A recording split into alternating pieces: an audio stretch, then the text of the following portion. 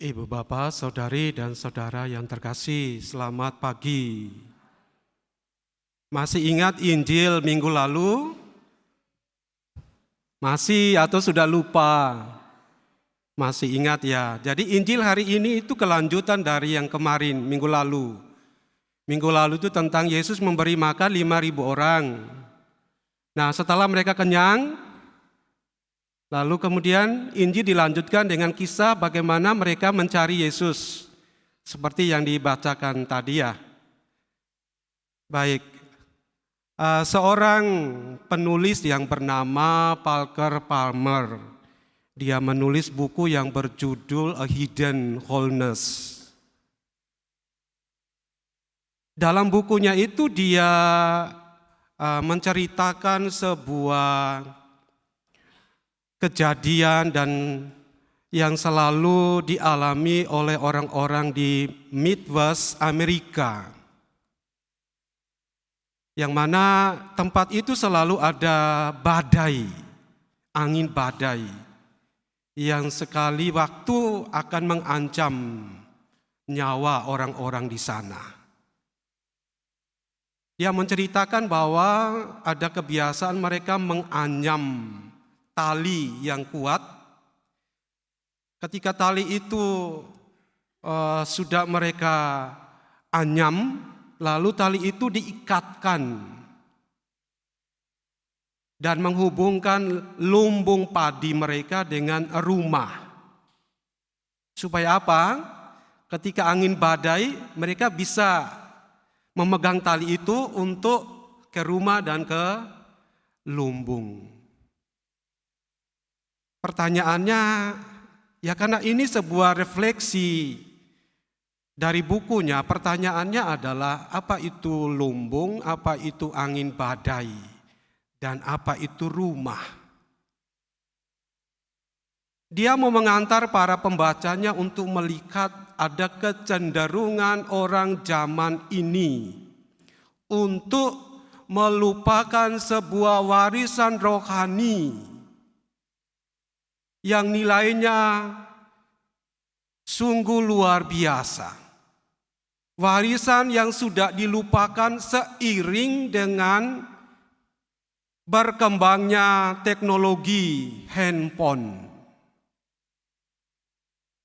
Orang selalu sibuk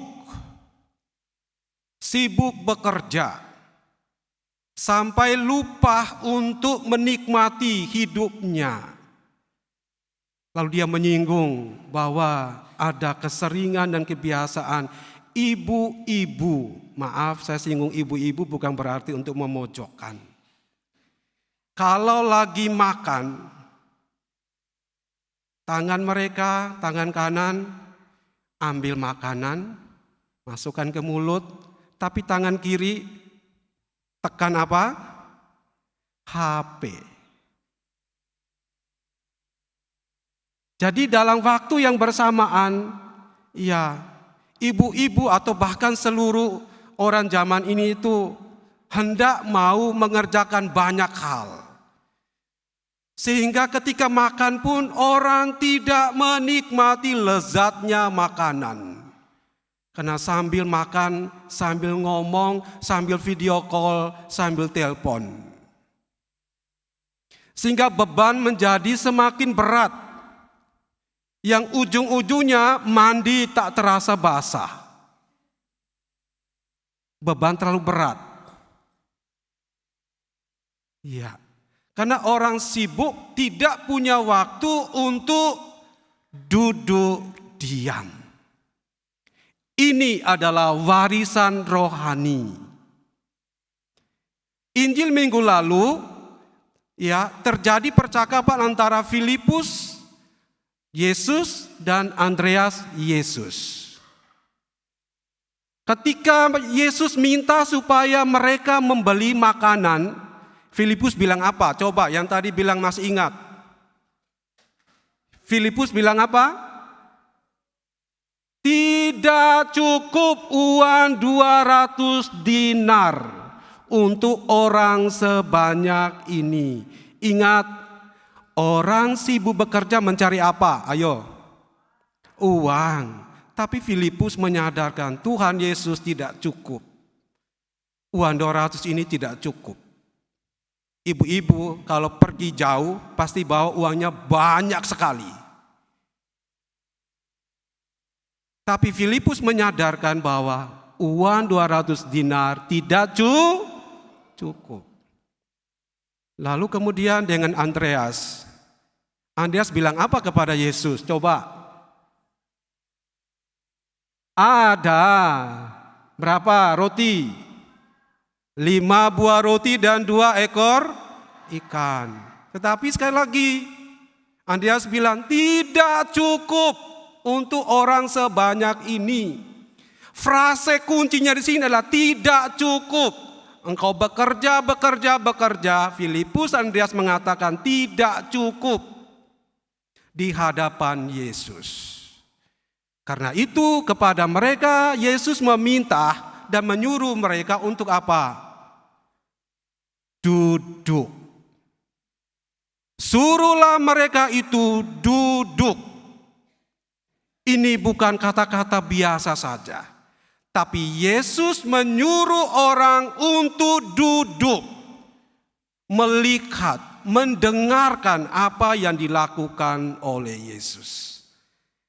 Henry Nouwen, seorang ahli spiritual mengatakan, ini adalah warisan yang sudah ditinggalkan oleh orang-orang Katolik. Sehingga hasilnya apa? Meskipun bekerja, meskipun punya kekayaan dan lain sebagainya, mereka tetap haus, mereka tetap lapar, mereka tetap galau, mereka tetap putus asa, mereka tetap marah dan mudah disulut kemarahannya. Kenapa? Terlalu memikul beban berat. Yesus suruh kita duduk diam. Injil hari ini juga menyadarkan kita. Jangan sibuk mencari pekerjaan. Atau jangan bekerja untuk makanan yang dapat binasa. Bekerjalah untuk makanan yang bisa bertahan. Ingat, kata yang dipakai di sini itu bukan makanan hidup kekal, tapi makanan untuk bisa bertahan. Bertahan itu artinya apa? Meskipun gejolak hidup, ada keputusasaan, meskipun ada kegalauan, ada kekecewaan dalam hidup, orang harus bertahan. Orang baru bisa bertahan kalau dia memiliki kekayaan spiritual. Yang Henry Nouwen mengatakan ada oase dalam dirinya, di dalam kedalaman hatinya.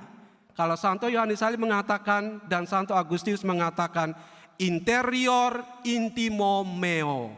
Allah yang berada di dalam kedalaman hati.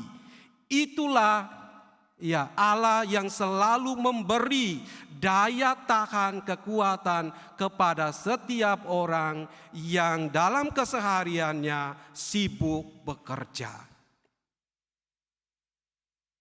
Maka selanjutnya Yesus mengatakan, siapa yang datang kepadaku, dia tidak akan lapar lagi.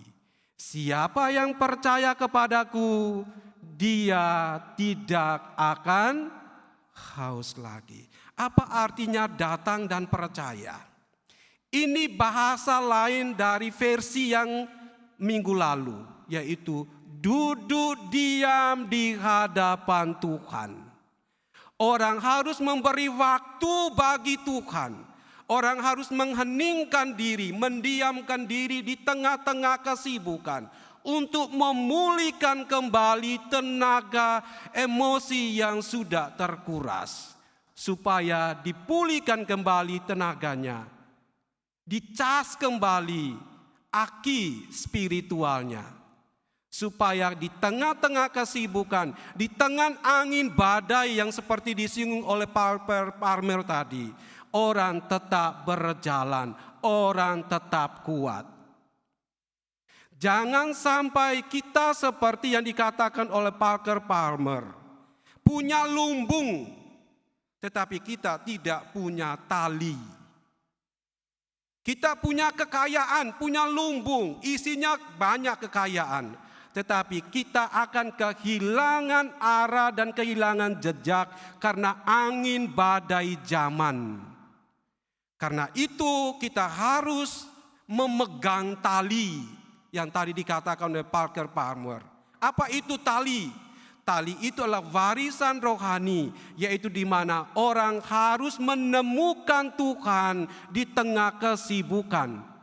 Di terminal, di bus, di bus, ya, yang kalau ke Bandung hanya 30 menit, orang bisa mengisinya dengan duduk diam di hadapan Tuhan. Supaya Tuhan sendiri bekerja di dalam dirinya. Hatinya terpaut, terfokus pada Tuhan. Akhirnya diisi kembali. Itulah praktek duduk diam. Datang dan percaya kepada Tuhan. Supaya kita memperoleh kehidupan yang bertahan di tengah-tengah angin badai. Bapak, Ibu, Saudara dan Saudari yang terkasih, inilah inti sabda Tuhan bagi kita. Agar kita punya waktu untuk menimba kembali makanan rohani. Tidak hanya mencari makanan jasmani. Amin.